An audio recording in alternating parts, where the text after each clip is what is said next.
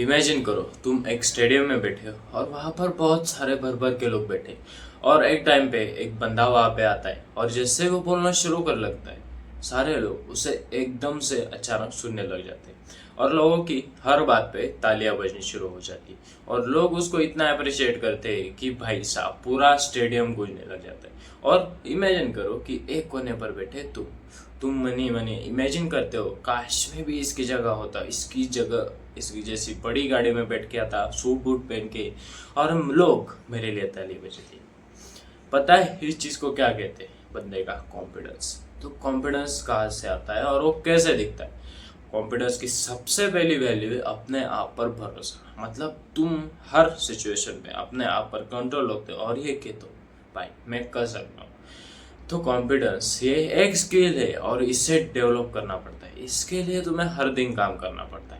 तो चलो आज बात करते हैं कि वो डार्क कॉन्फिडेंस कहाँ से आता है, जिससे तुम अपने पूरे फ्रेंड सर्कल में अपने पूरे क्लास में एक नेक्स्ट लेवल पर्सनैलिटी दिखने लग जाते हो।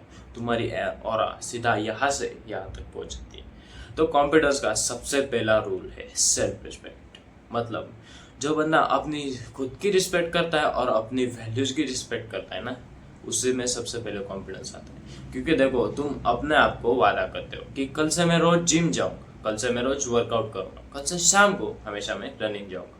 और जैसे ही तुम इस चीज को एक दिन करते हो, 2 दिन करते हो या फिर धीरे धीरे करके इसे टालने लग जाते हो, तो जैसे ही टालते हो तो तुम्हारा दिमाग ये समझ लेता है कि भाई इस बंदे से तो ये चीज होने ही नहीं वाली, तो मतलब ये बस अपने आप से झूठे वादे करता है। तो ये झूठे वादों वाली आदत ना तुम्हारा कॉन्फिडेंस और तुम्हारी रिस्पेक्ट तुम्हारी नजरों में लूज कर देती है।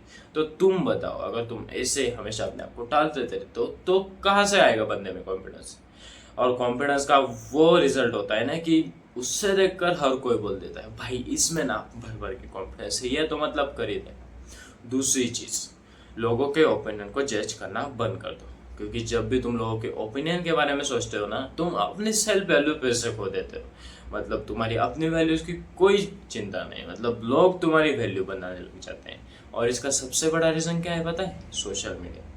तुम अगर इंस्टाग्राम स्क्रॉल करते हो, वहाँ पे तुम जिन लोगों को देखते हो ना, वो तुम्हारी लेवल से हमेशा ऊपर होते हैं। क्योंकि उनकी बॉडी अच्छी होती है, उनका रहना सहना अच्छा होता है, उनके पास अच्छी गाड़ी होती है, उनके पास अच्छा फोन होता है। तो तुम्हारी लेवल यहाँ पे कहीं पे भी मैच नहीं करती, तुम यहाँ पे बेस लाइन पे आ जाते हो। तो समझ लो, अगर तुम लोगों के जजमेंट से अपने आप को जज करने लग जाते हो, लोगों के साथ कंपेयर करने लग जाते हो, तो यहाँ पे तुम्हारा कॉन्फिडेंस तो जीरो ही रहने वाला है, बढ़ नहीं वाला है। तीसरी एंड सबसे इम्पोर्टेंट चीज मैं कहता हूँ भाई, अपनी ग्रूमिंग, अपनी डेली रूटीन एंड अपने फिजिक पे काम करो। जिस बंदे की फिजिक अच्छी होती है ना, जिसके कंधे ऐसे टाइट होते हैं, जिसके ऐसे बाइसेप दिखने लग जाते हैं, उस बंदे में ना अलग ही लेवल का कॉन्फिडेंस आता है। क्यों? क्योंकि उसने अपने आप पर काम करा होता है।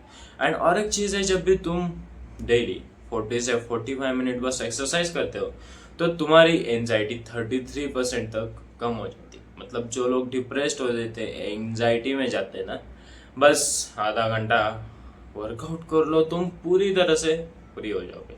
और चौथी चीज आती है कंपैरिजन। देखो सोशल मीडिया आती है तो भाई कंपैरिजन तो आने लगता है, क्योंकि मैंने अभी फोन का और गाड़ी का रीजन बताया।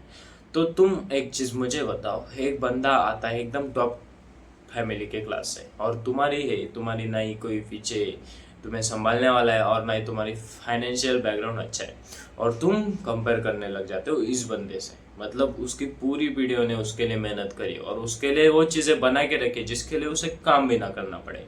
तो तुम अगर तुम्हारा कॉन्फिडेंस तुम्हारा यहाँ पर कंपेयर करो अपने आप को, तो फिर तुम एक नंबर की चूतिए हो। मतलब देखो, गुस्सा तो आने मत देना, क्योंकि ये चीज़ बहुत ज़्यादा अफेक्ट करती है। मतलब तुम्हारी 2-3 पीढ़ियाँ जब तक काम ना करे तब तक तुम वहां तक पहुंचने नहीं वाले। तो उस कंपैरिजन को ना साइड हटाओ, और कंपैरिजन करना है ना तो मी वर्सेस मी।